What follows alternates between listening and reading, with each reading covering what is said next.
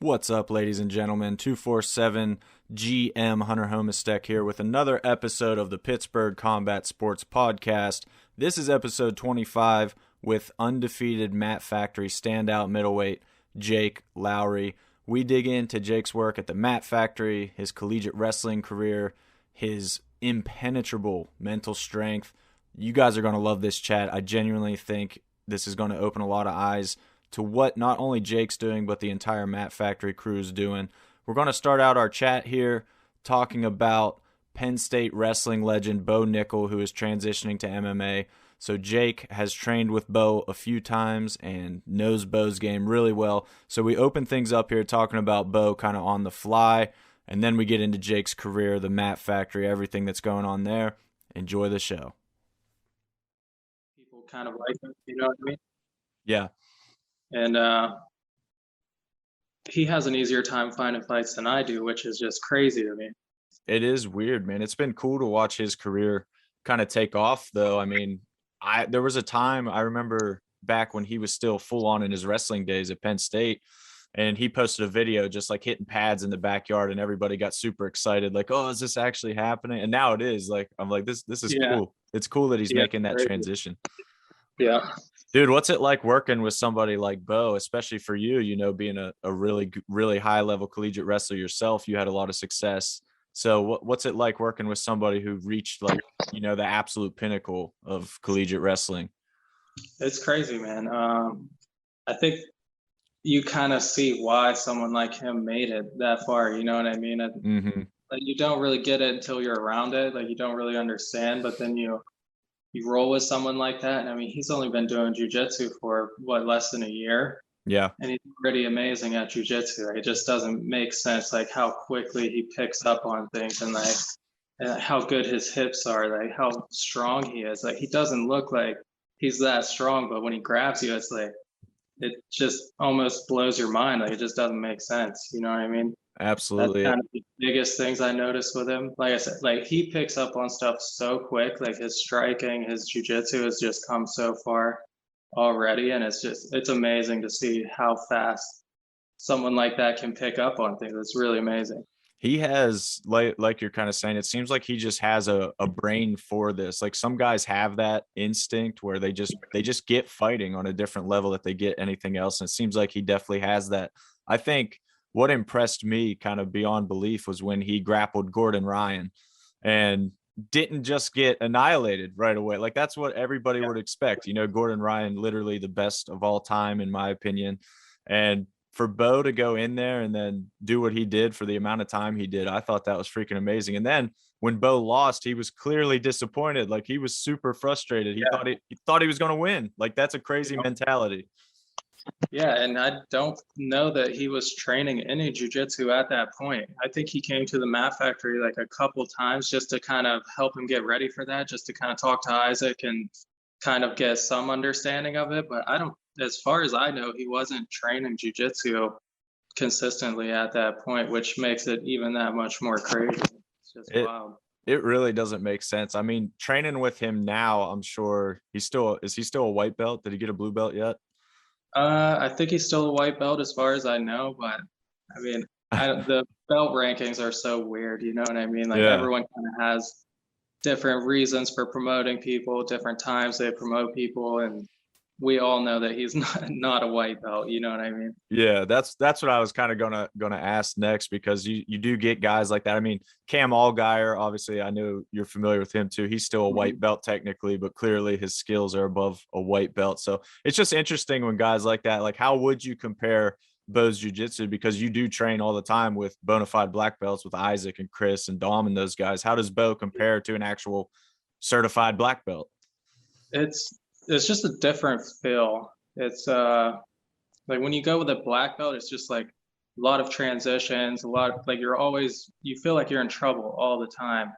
But with Bo, it's like you don't really feel like you're in that much trouble sometimes, but he's just always in control. You know what I mean? Like, it's not like you have to worry about getting your arm ripped off, because he's not really going for that kind of stuff yet. You know what I mean? But his hips are so good that it just, like, it kind of almost depletes like everything you try to do on him, which is super weird because when you go with jiu-jitsu people, the hips are just different.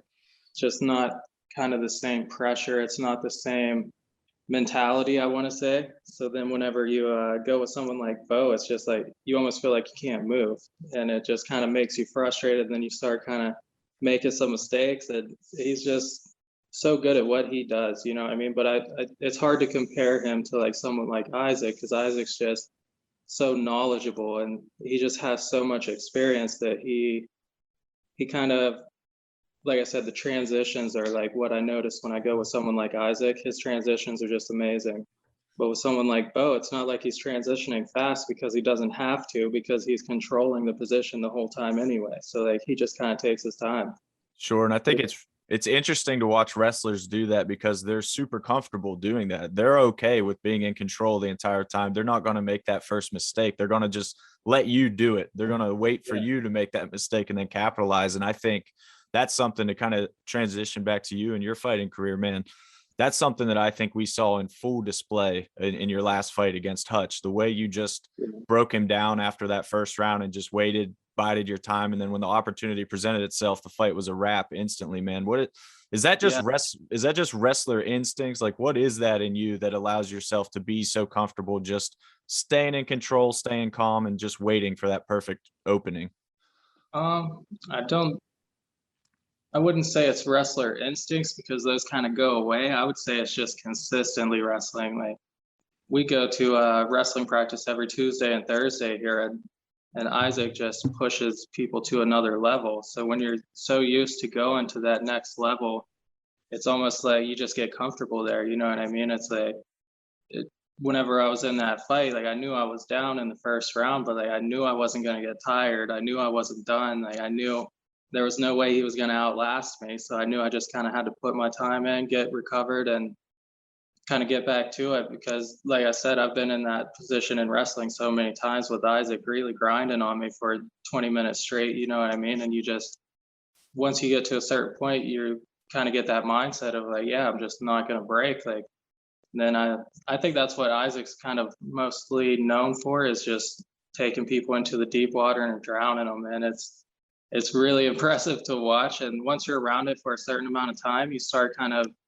getting the same feeling. And I think you can see that with people like Chris Dempsey, Matt Schaefer. Like if you roll with those guys, they're the same way. Yep. And I think it's kind of the same thing. They kind of have been around Isaac for so long that they've just adopted that style, and it's just super hard to beat that style. It is a Mat Factory staple for sure. That's what I tell everybody is like when you sign up to fight somebody from the Mat Factory, you know you're in for a long night one way or another, man, because they're going to be prepared. You guys are just grinders out there. And I think even the space itself, like when you walk in, I just visited for the first time actually real recently. When you walk in, you know, it smells like a wrestling room. It's kind of small and tight and dark-ish. Like it's just got that feel of like some real work is about to be put in here. That's the only reason you're here, is to put in work. Yeah, no other reason to be there. And I always think it's kind of funny because he has the his actual business connected to the Mat Factory. So you got this professional office space, and then right next door you got people just going to work. You know what I mean? And it's just two different worlds in the same place. And I always thought that was kind of interesting. It's genius to have the rehab center, you know, chiropractic services right beside that, because you go get twisted up at the Mat Factory and then just go right over and get adjusted. It's beautiful. Yeah, perfect. So, man, I wanted to ask you about kind of your college wrestling career transition into MMA, because I got to admit, like, when I took this job with 247, obviously I knew who you were and I was very aware of your MMA career, but I had to kind of do my background checks to learn more about your wrestling career and your high school wrestling career and things like that. There's kind of a gap between the end of your wrestling career and then the start of your MMA career. And I was just wondering, like, during that time, were you just getting prepared for MMA? Like, what was your actual transition from wrestling to MMA? So I actually, I All-American my junior year. So then I got injured my senior year. I had a knee surgery, and then I redshirted that year. Division III is a little bit different than Division I. You can't really redshirt like multiple years in a row for the most part, and it's so expensive. You don't really have the money to kind of do that anyway. So you're not allowed to get the athletic scholarships and everything. So then I got hurt again when I came back my super senior year, and Mm. it kind of put me down for a little while. I was just trying to recover from kind of all the injuries that I gained over that time, you know what I mean? And graduated college, so then I started working. I thought that's what life was supposed to be. You know, that's what Yeah. everyone tells you is go to college, get a degree, get a job, get a family, all that stuff. But then I kind of started working every day and realized that that wasn't really what I wanted to do. So then I started training once I felt healthy enough again. It took me a couple of years to kind of get back to the point where I never stopped training completely. I was still wrestling, I was still lifting. But then my roommate at the time, Gerald Rusa, found a jujitsu gym online. He was like, "Hey man, let's go check this out." I was like, "Yes, let's do it. This might be what I've been missing." You know what I mean? Mm-hmm. So we went there, got just annihilated, which was kind of weird for us because we were so used to kind of being good at what we did. You know what I mean? And we thought it was going to be very similar, which it is to a certain point, but I got kind of annihilated that night, and I was like, yeah, I need to learn like what these guys know, because this is some stuff that I'm not used to, and like I'm not used to getting beat up like this. So this guy named Robert Henriksen, never forget him. First night I went there, he was like, all right, let's roll, and just annihilated me for about 5 to 10 minutes straight. And I was like, all right, man, I will see you tomorrow. I'm coming back, you know what I mean? Nice. Yeah, that's kind of how I got into it. And then once I started doing it and started getting into the striking, the jiu-jitsu, everything, I realized that like that's what I had been missing in my life. I knew something was missing, and that's what it was. Like, you train from the time you're a kid, and then once it all ends, you just kind of lost. You just don't know what to do. You know what I mean? So I'm thinking wrestling's over. So I tried to move on, and then I realized I couldn't. Like I'm just too addicted to it. It's just what I do. Yeah, and then at the Mat Factory, obviously you've got Isaac in there in his I don't know how old he is actually, early 40s, I assume. I think he either just turned 44 or 45, I believe. Okay, cool. Mm, My guess wasn't that far off, but then like you got a guy yeah. like him who exactly what you're saying, like you just can't let it go. Like Isaac's in there every freaking day, just getting after it. He's the perfect coach for you, man, right? It's unbelievable. Yeah. I mean, he's got such a mindset that and it's so addicting. So like when I moved here, I was training hard, but I wasn't even close to where I'm at now, because being around people like him and Dempsey and Matt Schaefer, I mean, you just, once you're surrounded by people like that, you start adopting that mindset. And then once you're in the mindset, it's like Isaac, he's just kind of stuck there. You know what I mean? It's like, that's just what it is. And Mm-hmm. it's hard to get out of it once you're in it. Yeah. When did you first cross paths with Isaac? How did that connection happen initially? Oh man. So when I started at Monarch, Dalton Rasta was going there. So he was kind of my first training partner, kind of intro into fighting. And then he kind of moved on and started going to the Mat Factory.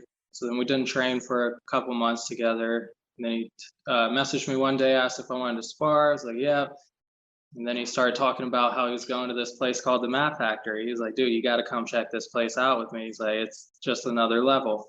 So I was still working at the time, so we would go out on Sundays, and that's kind of where I started kind of seeing what the Mat Factory was. And I was like, man, yeah, this is the place to be. Like, this is, if you want to fight, this is where you need to go. So then my gym kind of closed when COVID started, and I made the move down. I texted Isaac. He's like, yeah. He's like, come on down. Do you need a place to live? I was like, no, I got that settled, but I'll be down. Nice. It And seems like how it all went. it's such a crazy natural fit for you, man. Like it feels like you should have been at the Mat Factory your whole life to me. Like I honestly can't imagine you anywhere else. Yeah, I tell my girlfriend Willow all the time, like if I had the Mat Factory when I was wrestling, like I think I would have done some really, really big things, you know what I mean? And it's kind of nice though, because now I can see that kind of stuff. I realize how good of a place it is, and I don't take it for granted, which I think if you come up in a place like that, you might kind of sometimes get a little used to it and kind of not see it for what it is, you know what I mean? So now I don't really have that problem. I kind of notice how good it is, you know what I mean? And it makes it super nice. Sure. What's it feel like for you to be not just training there, but to be such a part of the team, helping coaching, walking out with fighters? Like at our fights, we always see, making the walk out with the Mat Factory guys and helping them in the corner. It just seems like the brotherhood you guys all have there is really super tight. And it's cool to see. Like, what's that feel like for you just to be a part of that? Yeah, it's crazy. My last gym, I was the only one fighting while I was there. So it was I always kind of missed that team feeling because I was used to wrestling where you have a team with you all the time. So you're all like kind of pushing each other, depending on each other, kind of supporting each other. And I kind of missed that style from wrestling. But Mhm. now that I'm at the Mat Factory, I have it back, and it's amazing. It gives you so much more purpose. It kind of just walking out like that is big for like when I fight because you get the same feelings, you know what I mean? So then you're like going through that multiple times before you actually do it for yourself. And it's almost worse because like when I watch my teammates, I'm like, you have no control. So you get a little bit more nervous and everything's kind of almost a little more intense in my opinion, which is nice because like I said, it's just experience and it just kind of helps me selfishly for whenever I go out next, but it also kind of helps them because I'm kind of trying to help them warm up in the back, kind of talking them through the things I've been through, kind of just trying to make them comfortable, you know what I mean? So it kind of goes both ways. And I think that is the best part about it is that it's good for both parties. Sure, man. How do you handle that kind of backstage? Like, I just think a kind of bit B8, you're in the main event, you have to watch your teammates fight. There's always a few Mat Factory guys on our card. So, are you actively watching their fights or do you just kind of stay in your own zone? How do you handle that? I'm not allowed.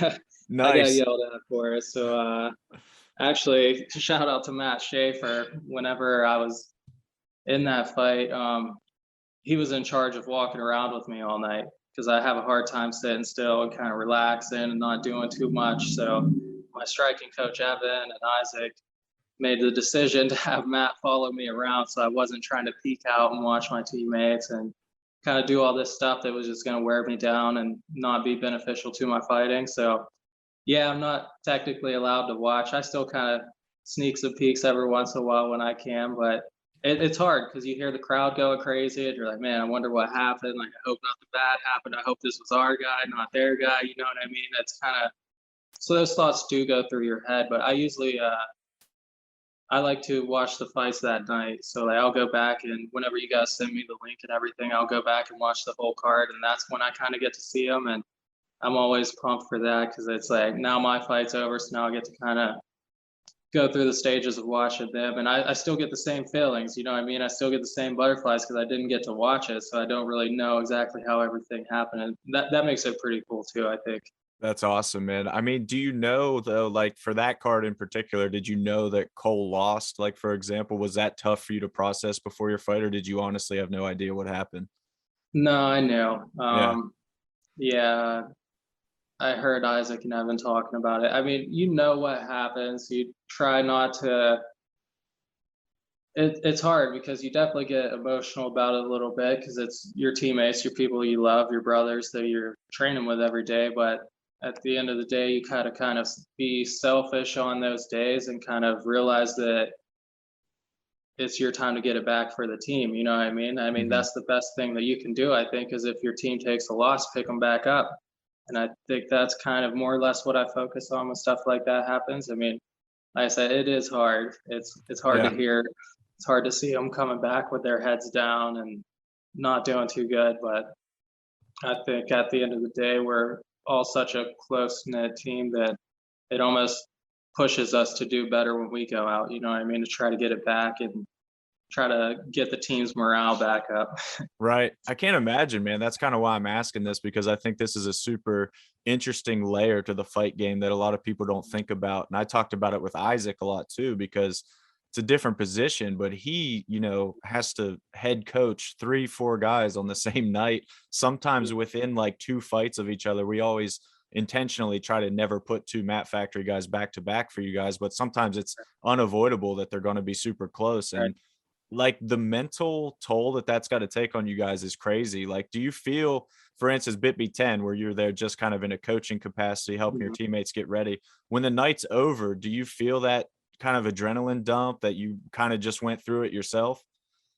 Yeah, I mean, for me, it's kind of different though. For me, it's always the next day because my adrenaline's so high. It almost lasts through the night. You don't really Mm, sleep that night, and then the next day is when it all kind of kicks in. But yeah, just having all that, I want to call it like emotion. Like the emotion just kind of takes over, and for that whole night, you're just kind of in a different little world. You know what I mean? So then it does kind of get to you the next day. It kind of catches up, but we're also used to it at this point. That's just what we do, and yeah, it's it's super nice. Like after Bit V10, we had a great night, so it was easy. You know what I mean? Everyone did good, so it was just more like congratulations, like good job, that kind of things. But whenever you have losses, that makes it a little bit tougher because then you know your teammates hurting and you want to kind of comfort them and everything. You know what I mean? But yeah, Bit V10 for instance was very very high the next day. Like we were sure. all feeling pretty good. Yeah, you guys tore it up at that event for sure, man. It's awesome to see. And then there's even guys like I know Kama, Justin Patton come. They're Hmm. academy guys, but they also train with you guys a lot too. So it's cool to Yeah. have that kind of cross training going on too. Do you feel like when they take the cage that that's your brothers as well? Like, do you get that same feeling for them? Yeah, for sure. Justin Patton's been coming to the Mat Factory a lot lately. He's been at every wrestling practice. He comes in, does striking with us in the mornings. I definitely was nervous for his fight as well. I think he's just as much one of my brothers as the rest of them at this point.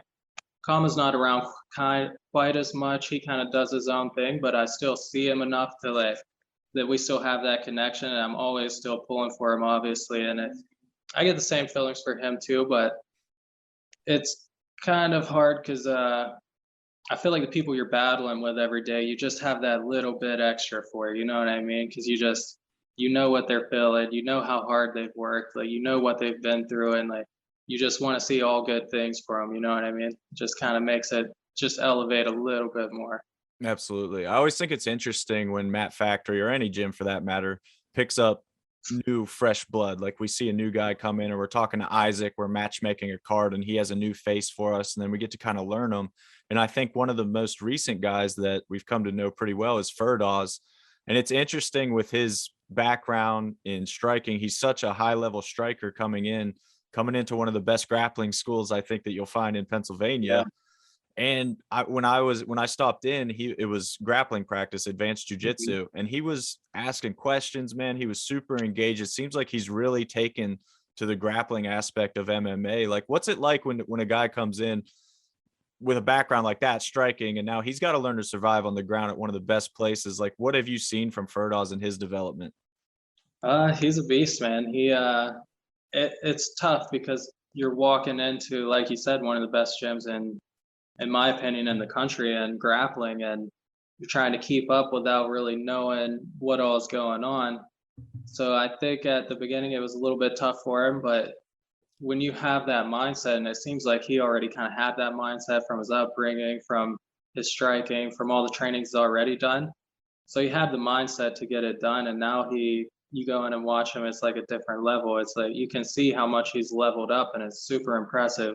Same with Willow, same with Vince, like all of these guys just came in and kind of just took to it. Like I said, once you're around those mindsets, once you're around Isaac, Dempsey, Matt Schaefer, that you have two choices. You either get mauled or you learn how to get better. And all of them have learned how to get better to another level. And I think it's going to do nothing but help them. But at the end of the day, it helps us too because then we have high level strikers that we're learning from. You know what I mean? It all kind of goes in a full circle, and it is super nice. I think that's what makes our team so well rounded is having people like that. Absolutely, man. That makes perfect sense. I think for you personally too, man, I don't want to, we're just kind of talking about the Mat Factory, but I'm for Yeah, sure wanting to dig into your career personally yeah, because obviously undefeated as an amateur, undefeated as a pro, everybody sees, really bright things in your future. I feel mhm, like looking at the progression of your career though, and this is probably a testament to Isaac and your teammates and everything, you've done a really good job of taking it slow, taking the right steps, getting the necessary experience, I feel like. I'm sure you have Bellator, UFC dreams, like that's where Mhm. you're headed. How do you stop yourself from getting ahead of yourself and just staying in the moment and understanding that it's a process? Um, well, it's super hard if you put yourself in those situations. So what I do is I basically remove myself from it. I tell Isaac and I tell Evan, tell Dempsey, Matt Schaefer, I tell all my coaches, like, don't ask me, don't just tell me what to do, and that's what I'm gonna do. Like, I trust you guys more than I trust myself when it comes to these decisions. So I will always say yes. So I need you to kind of be my brains on this part and do what you guys think is best. And I know they have the experience. I know they've been down the road with this kind of thing several times in the past. So I kind of just depend more or less on them to kind of make those decisions for me. I kind of removed myself from the equation because fighters all have an ego and we're all willing to fight anyone, you know what I mean? But at the end of the day, I know that's probably not the smartest decision. So I kind of took myself out and gave that decision to some people that I think have a better idea of what to do in those situations. Yeah, going into your last fight against Hutch, what were you guys thinking as a team about him as an opponent? Because I think to the untrained eye, if you will, a casual fan, they're just going to look at his record and say, "Oh, Jake's going to go smash this guy." But I think when you really dig into his record, you see a lot of high quality wins and a really dangerous opponent there. How were you guys kind of judging that fight ahead of time? Yeah, we knew he was tough. We knew it was very tough. We honestly didn't want to take a fight that tough at the regional level that quick, but then we thought about it more and more, and we were like, no, because the way we kind of think about things is he was 3-3, so he had 6 fights. So if I fight him, then I have 6 fights of experience. You know what I mean? That's kind of how we were looking at it more or less. We are like, yeah, let's get in there and get some experience and kind of see where we're at more or less. We knew he was tough. We were preparing for it. We knew exactly what we were getting into. They researched him. They had me a game plan. I obviously kind of messed it up at the beginning, but yeah, I mean that's kind of what happens sometimes with high level people. I mean, you get kind of caught off guard and kind of have to come back. But yeah, we always knew he was tough. We had no doubt in our mind. We were ready though. That's the craziest part of this game, man, is that no matter how much preparation you do, it can all just change in an instant. I mean, that was within, the first 10, 20 seconds of that fight that he clipped you. And that changes everything. Like you said, the Yeah, game plan goes out the window right then. Now you're fighting on instincts. Basically, that entire first round was you essentially defending the finish. And yeah. that a crazy spot for you to be in, man. Now that the dust has settled, do you rewatch that fight at all? Think about that fight? Like, how do you process what you actually accomplished there? Because I think, and we all agree at 247, we say that's one of the best fights that we've ever had inside our cage. Like, how do you process exactly what you did there with that comeback? Yeah, I don't know. I was pretty disappointed in it at first, honestly. I was super mad after that fight because I got clipped and then I got mauled for the first 5 minutes. You know what I mean? It's not really what anyone wants to happen, but the more I kind of watched it, the more I see that he just got a good shot on me. Like he did the perfect move at the perfect time, and I mean, kudos to him. He was tough, man. I'll give him all the credit in the world. That guy was tough. It takes the right dance partner to do a fight like that. You know what I mean? And now looking back at it, I'm more grateful than anything because I needed a test like that. I mean, you don't really know where you stand until you get put in a position like that. And I think it took someone like him to kind of bring that out in me. So I'm still kind of disappointed in my performance at the beginning, but I'll take the second, third round, you know what I mean? But at this point, I'm just more grateful for it than anything. For Kind of, sure. Yeah, it was really funny after that fight, man, because I know I came backstage. I wanted to talk to you, and you were like, you were clearly in no mood for talking at the time. Like full disclosure, and I knew that, but like I also knew like something really incredible just happened, so I had to get your thoughts on it. And kudos right. to Isaac. I know Isaac like came over, was like, hey, like just 2 minutes, talk to him for 2 minutes, you're good. Yeah. But it's funny because it's exactly what you said. Like you were really pissed after that fight, and I'll never forget like your reaction to that fight was exactly just to kind of tie it back. it reminded me of like Bo Nickel versus Gordon Ryan, like we talked about. Like he was upset, even though it was a phenomenal performance, because you guys hold yourselves to such high standards.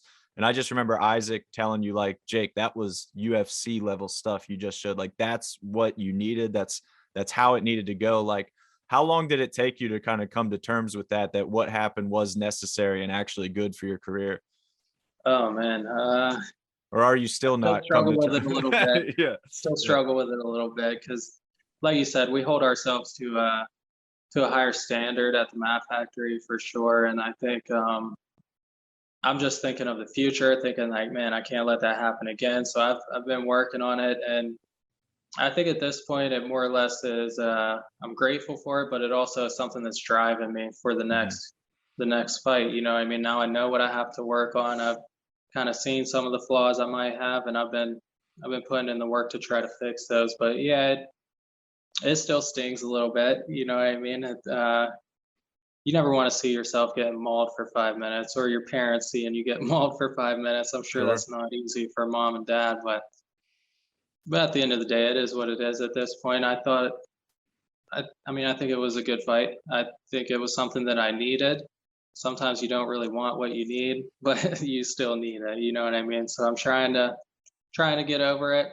I think I'm fine with it now, but still got that little bit of sting to it. I would say. Sure. And I think, anybody listening that's never seen Jake fight or seen Jake fight live, especially, he talks about it's not good for mom and dad to see it, but this guy brings out the fans like almost nobody else regionally, man. The chants, the Lowry chants at your fights, man. It's an incredible experience when you take the cage and you got all that fan support. I'm sure like you're laser focused in the zone, but do you feed off that? Do you notice like the amount of people that show up for you and are there for you?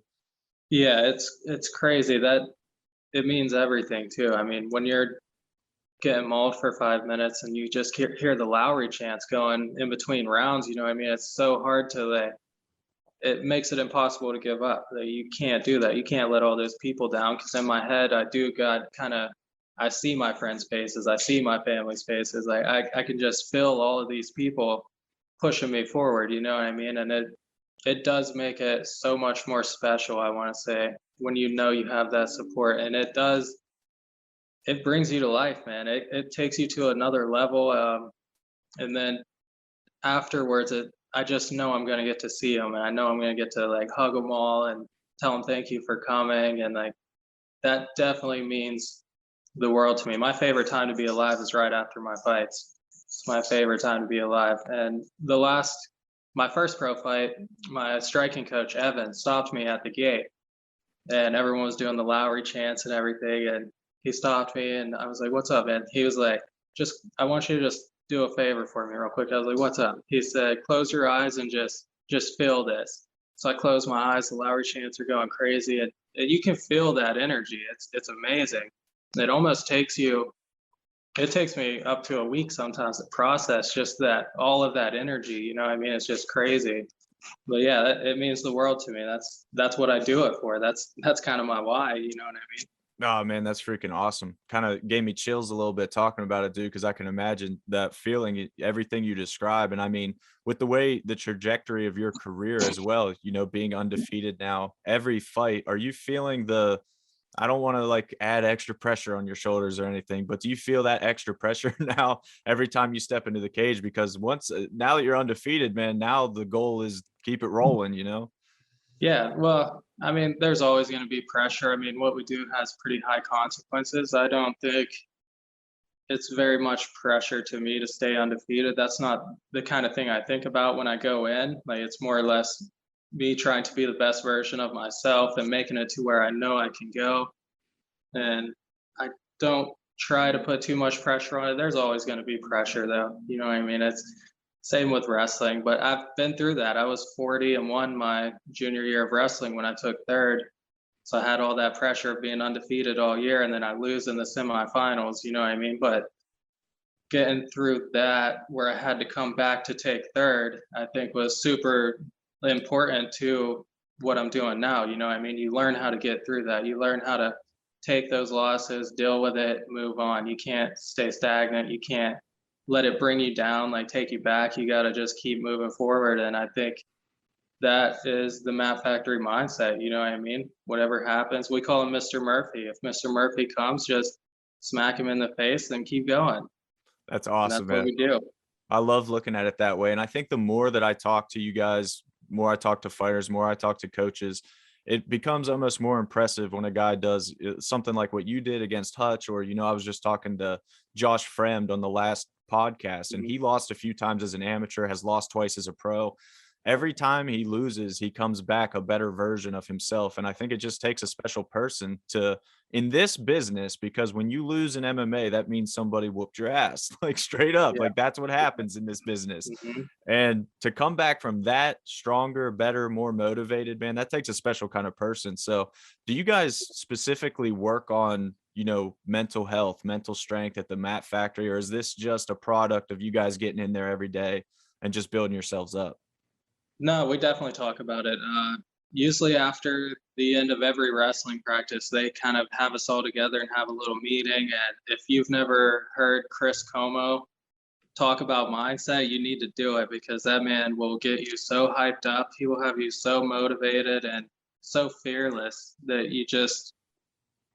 there's nothing to lose at that point. He'll have your mind right. Trust me. Isaac's the same way. I mean, we're in the point of wrestling season now where they're going to states, going to nationals. So everyone's getting ready for their big tournaments, and the motivational speeches these guys are giving, it'll give you chills, man. And then you don't have an option. That at that point they make it so clear what you need to do and like how you need to feel about it, that there's no other option.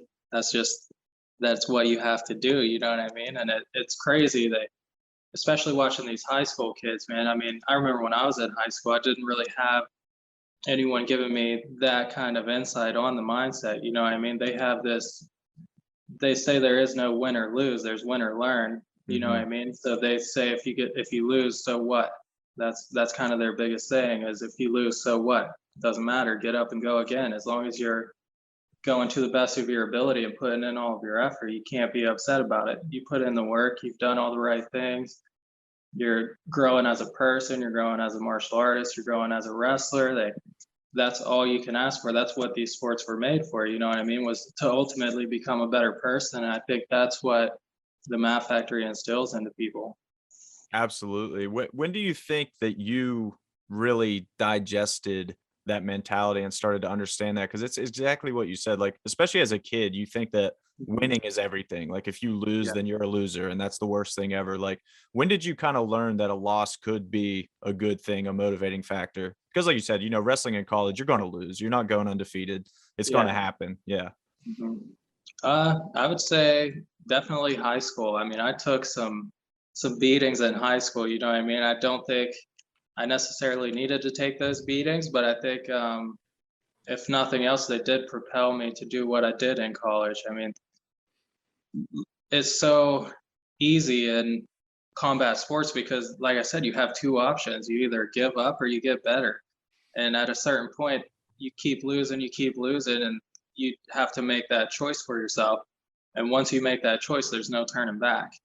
You know what I mean? Once you cross that line, it's like, well, this is my decision. This is what I'm sticking with. And that's just kind of the way it goes. But yeah, the losses kind of, they motivate you, man. I still think about my loss at nationals when I train every day. When I'm getting that last little push, I just remember this guy waving his arms, standing over top of me after he just pinned me in the national semifinals. You know what I Ugh. mean? And it just has a dark place in me, and it brings out some good things, though. You know what I mean? And I think Josh is the same way. I mean, I've been around Josh for a long time. We wrestled in high school and everything, and then he came to Teal. We wrestled there for a while. I mean, shout out to him, by the way. I'm so pumped for him. No one deserves it more than that guy. I've seen him put in the work. I've seen where he comes from. We come from a very similar place. You know what I mean? I think I can't wait to see what he does here. I think he's deserved this for a while now, but I think maybe him having to wait and take some of those losses, I think it's going to do nothing but help him in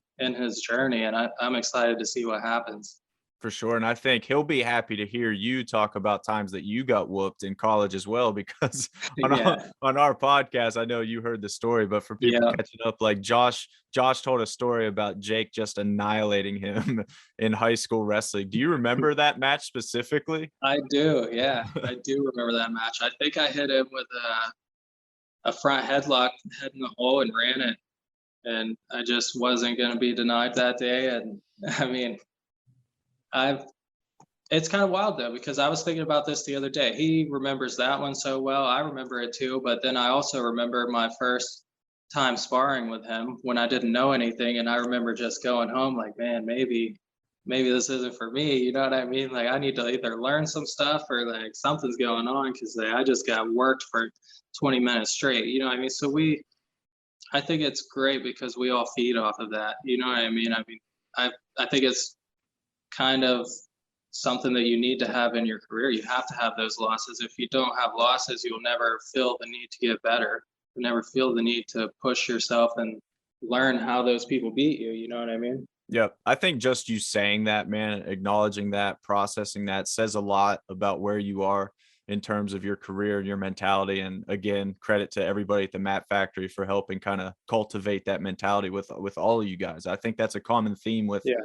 every fighter out of the Mat Factory kind of has this same mindset. You guys remind me like the movie 300, like all the Spartan warriors, they're Yeah. very, very like detail oriented. They move like all in sync. They all feed off Mhm. each other. Like that's how Mat Factory seems to me. Like all you guys just kind of got that vibe about you. So it's really cool to watch you grow and hear why that growth is happening. I mean, people kind of look at your career maybe and just think, oh, he's this super athletic, this super prospect, he's got it made, he's undefeated. But man, like the hours you guys put in, this is no accident.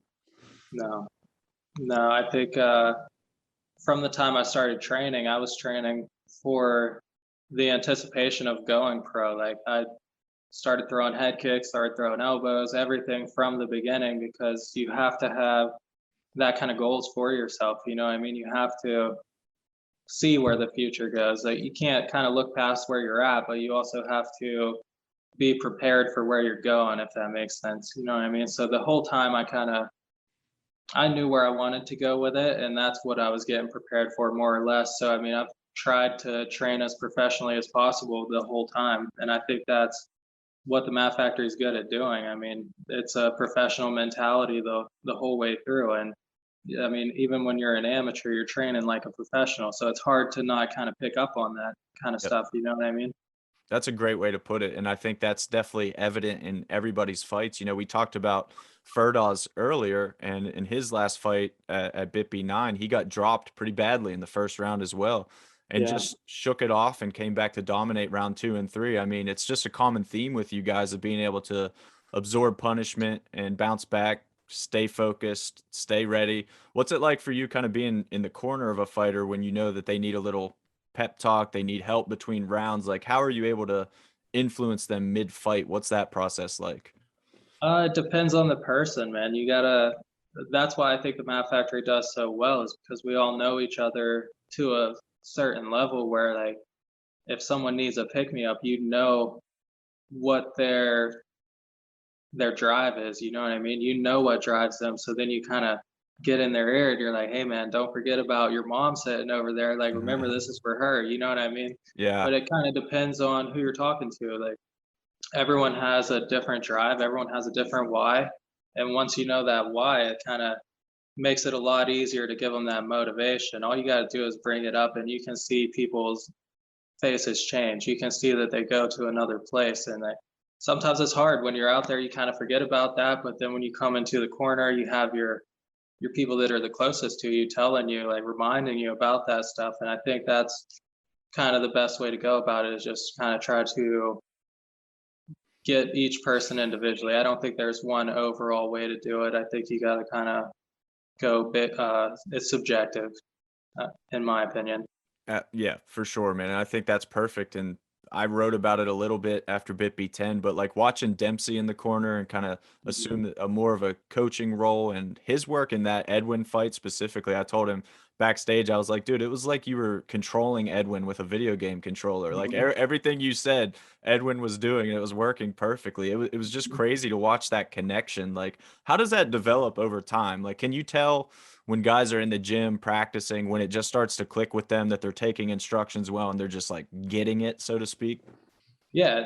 I mean, we train specifically for that kind of thing. I mean, we have a system, and once I start seeing someone take a hold of the system, they're there. Hmm. You know what I mean? We have such a Isaac, Dempsey, Matt, Evan, they've all had this system so down pat that it's almost just built into you at a certain point. It just takes consistency and takes time to figure out all the little intricacies. But once you get out there, I think any of us could kind of do the same thing. You know what I mean? Because we all train the same way. We all know exactly what they're expecting of us. And when Isaac says certain things, we know what he's talking about. When Dempsey says certain things, we know.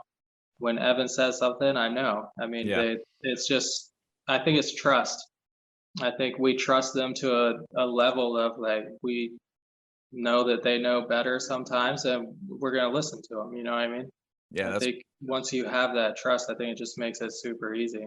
it is. It's super apparent watching you guys fight, watching you guys backstage, and obviously coming down, seeing you guys train. Like we said, it's no accident the things that are happening there. And I think that's going Mhm. to be a huge reason why the Mat Factory sticks around and just continues to grow as a Right. force, which is kind of something I wanted to ask you about, talk to you about as well, is like this new wave of fighters coming out of Pittsburgh right now. I talked about it with Josh Fremd a lot, but Cody Law, Dalton Roster, you talked about earlier, Steve Mowry and Mhm. Bellator tearing it up. Like there's this new wave of guys going to that next level. And for sure, you're a guy that I'm sure like we think of you that way. Most people think of you that way.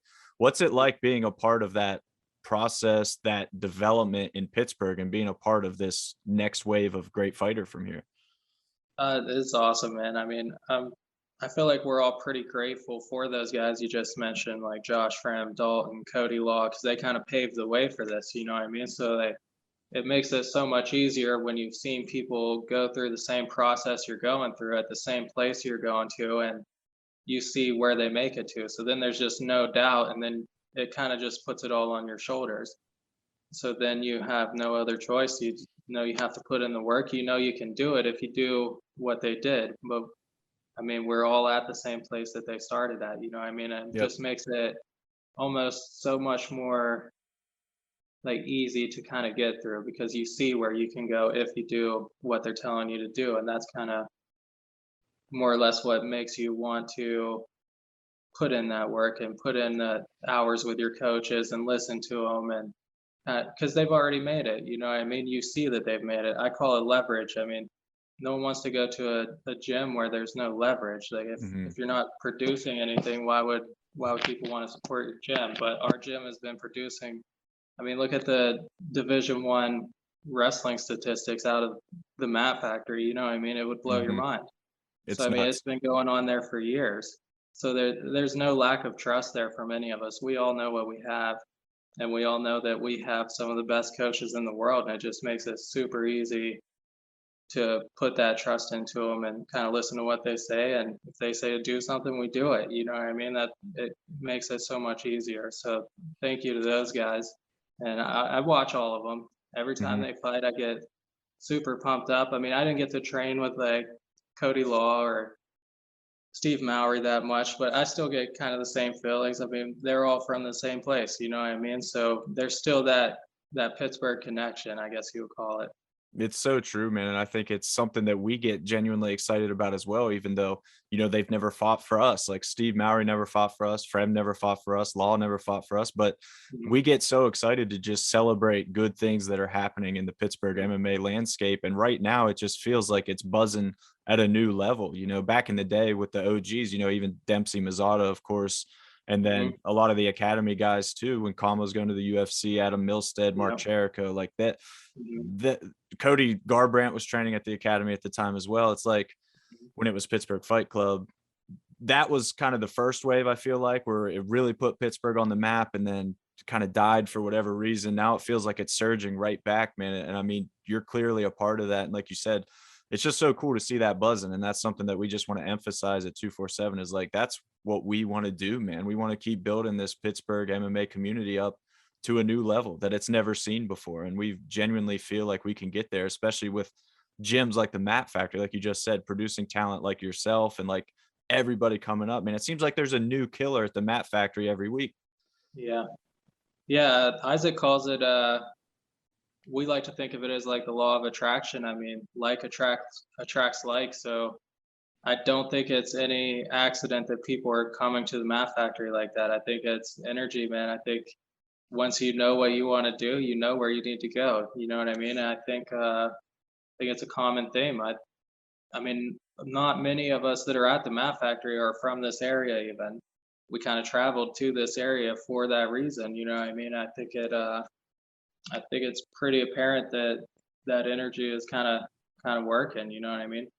It's so true. And I think I got to ask you this. I know that you already said you kind of let Isaac and your crew handle all this, but this is what everybody wants to know with your career, man. Like where do you see yourself going eventually? What is your end goal with MMA? Because there's obviously a couple different paths you guys could take. Like again, Dalton, Cody, Steve all went the Bellator route.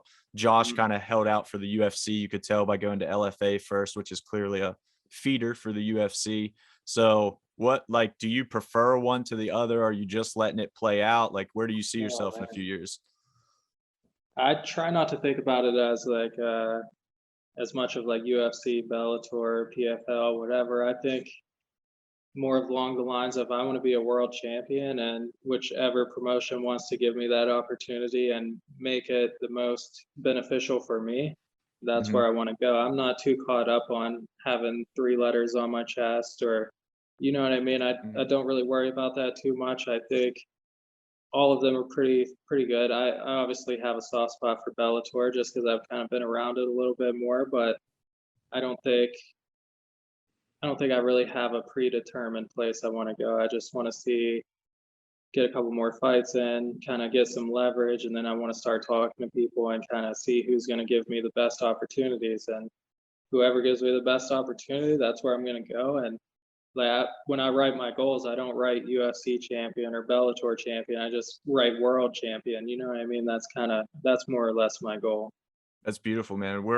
I'll just say, being totally honest, we're honored to be a part of that, man, and host your fights while you get there and help build you up and everything, dude. It's always a genuine honor, like I said, when you take that cage, man. We don't take it for granted, these guys that are helping us just as much as we feel like we're helping you get where you need to go. It's a really good relationship I feel like we're building. So we're excited Yeah, for the next one. Like we said, as soon as we can, as soon as we can find somebody to accept that fight yeah, against you, man, it's on. yeah, for sure. And we all appreciate you guys too, man. You guys are doing big things for Pittsburgh Combat, and it's really nice to see, man. We've needed something in Pittsburgh to kind of show the world what we have. You know what I mean? There wasn't really a Pittsburgh promotion before you guys that I know of. I think back in the day, maybe Pinnacle, but then they kind of fell off a little bit. So it is super nice to just have a place where Pittsburgh MMA is being shown to the world, and we truly appreciate that as well. And I appreciate all the hospitality and just the way you guys kind of go about business. I really appreciate it as well. It's For been a sure. pleasure. No, man, it's been great. And like I said, we look forward to the next one, dude. I'm not going to take up too much more of your time. I'm sure you got to go get twisted into a pretzel or something by That's right. Isaac right now. So I'm going to let you go, man. I appreciate all the time and all the insight, dude. This was genuinely an awesome chat. Great picking your brain. And we're going to do it again. We'll run it back soon. Yeah, for sure, brother. Thank you. I really appreciate it, man.